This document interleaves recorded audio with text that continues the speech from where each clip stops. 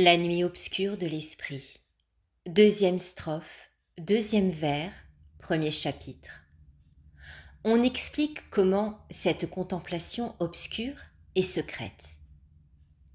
Il convient de donner l'explication de 3 mots de ce vers. Les mots escalier secret signifient la nuit obscure de contemplation dont nous nous occupons. L'autre, c'est-à-dire le mot déguisé, se rapporte à l'âme et signifie son mode d'être dans cette nuit. Et tout d'abord, nous devons savoir que dans ce vers, l'âme appelle l'obscure contemplation par où elle arrive à l'union d'amour un escalier secret, à cause des 2 propriétés qu'il renferme, à savoir que c'est un escalier et qu'il est secret. Nous traiterons de ces 2 propriétés séparément. Tout d'abord, on appelle secrète cette contemplation ténébreuse.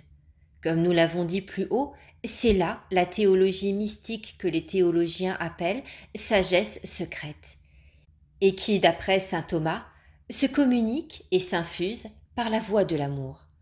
Cette opération s'accomplit secrètement, à l'insu de l'activité naturelle de l'entendement et des autres puissances. Toutes les puissances, en effet, sont incapables d'un tel résultat. L'Esprit Saint seul l'infuse et en orne l'âme, qui, nous dit l'épouse des Cantiques, ne s'est pas aperçue et ne comprend pas comment cela s'est passé. Voilà pourquoi cette contemplation s'appelle secrète. En réalité, ce n'est pas seulement l'âme qui ne le comprend pas, mais personne ne le comprend, pas même le démon. C'est le divin maître qui enseigne l'âme. Il est en elle substantiellement là où ne peuvent pénétrer ni le démon, ni le sens naturel, ni l'entendement. On l'appelle encore secrète à cause des effets qu'elle produit dans l'âme.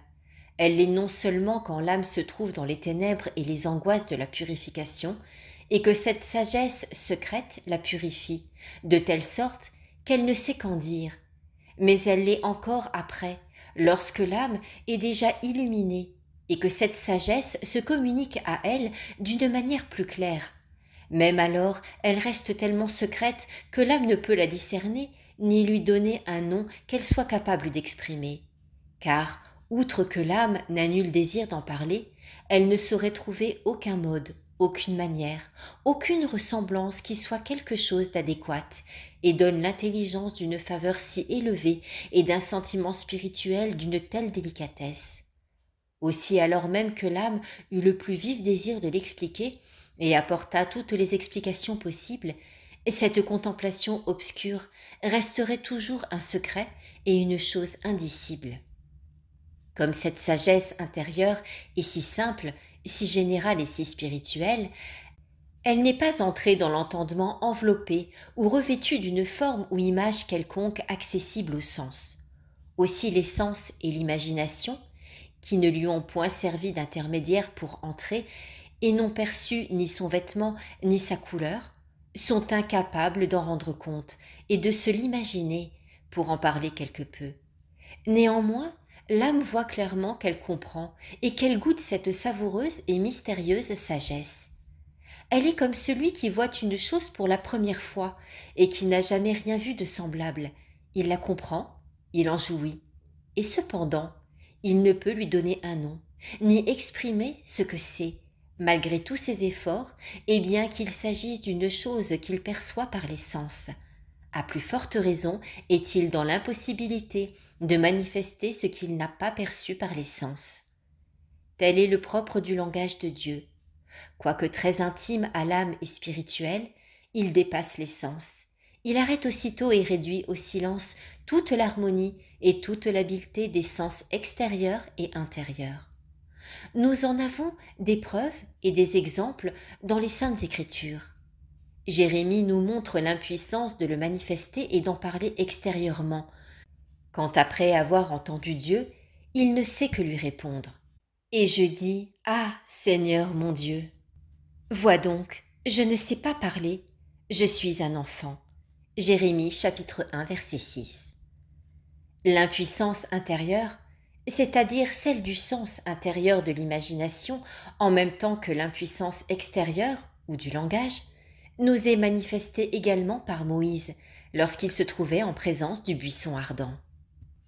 Moïse dit à l'Éternel : « Ah Seigneur, je ne suis pas un homme qui ait la parole facile, et ce n'est ni d'hier, ni d'avant-hier, ni même depuis que tu parles à ton serviteur, car j'ai la langue et la bouche embarrassées. » Livre de l'Exode, chapitre 4. Non seulement il dit à Dieu qui venait de s'entretenir avec lui qu'il ne savait plus parler et qu'il n'y parvenait pas, mais comme le remarquent les actes des apôtres, il n'osait même plus le regarder intérieurement à l'aide de son imagination. « Je suis le Dieu de tes pères, le Dieu d'Abraham, d'Isaac et de Jacob. » Moïse se mit à trembler et il n'osait plus parler. Actes des Apôtres, chapitre 7, verset 32. Il lui semblait que son imagination en était très éloignée et incapable non seulement de se représenter quelque chose de ce qu'il comprenait de Dieu, mais encore d'en recevoir quelque connaissance. Aussi, quoique la sagesse de cette contemplation soit le langage de Dieu à l'âme, ou de pur esprit à esprit pur, tout ce qui est inférieur à l'esprit, comme le sont les sens, ne peut le percevoir. Il reste un secret pour eux. Les sens ne le connaissent point et ne peuvent l'exprimer. Ils n'en ont aucun désir parce qu'ils ne le voient pas. Nous pouvons comprendre par là pourquoi certaines personnes qui marchent par cette voie et qui sont vertueuses et timides voudraient rendre compte à leur directeur de ce qui se passe dans leur âme et ne savent pas s'exprimer, ni ne le peuvent. Aussi ont-elles une répugnance extrême à s'en ouvrir, surtout quand la contemplation est un peu plus simple et que l'âme elle-même l'a à peine sentie. La seule chose qu'elles peuvent dire, c'est que l'âme est satisfaite, heureuse et contente, qu'elles goûtent Dieu et qu'il leur semble qu'elles sont en bonne voie. Quant à exprimer ce que l'âme ressent, il n'y faut pas songer, si ce n'est en se servant de termes généraux semblables à ceux dont nous avons parlé. Il n'en est plus de même quand il s'agit de grâces particulières comme le sont les visions, les goûts de Dieu. D'ordinaire, ces faveurs se manifestent sous quelque forme sensible, et c'est d'après cette forme sensible ou une autre semblable qu'on peut en parler. Mais alors cette faculté de pouvoir en parler ne dépend pas de la pure contemplation, car celle-ci est inexprimable, comme nous l'avons dit, et c'est pour ce motif qu'on l'appelle secrète. Ce n'est pas seulement pour ce motif que la sagesse mystique s'appelle secrète et l'est en réalité. C'est encore parce qu'elle a la propriété de cacher l'âme en soi. Outre les effets qu'elle produit d'ordinaire, elle absorbe parfois l'âme d'une manière intime et la cache dans un abîme secret où elle se voit clairement très éloignée et séparée de toute créature. Il semble alors à l'âme qu'on la place dans une profonde et vaste solitude où ne peut avoir accès aucune créature humaine. C'est comme un immense désert qui de toutes parts est sans limite. Et ce désert est d'autant plus rempli de charme, d'attrait et de délices qu'il est plus profond, plus vaste et plus solitaire. L'âme s'y trouve d'autant plus dans le secret qu'elle se voit plus élevée au-dessus de toutes les créatures d'ici-bas. Dans cet abîme de sagesse, l'âme s'élève et grandit en s'abreuvant aux sources mêmes de la science de l'amour.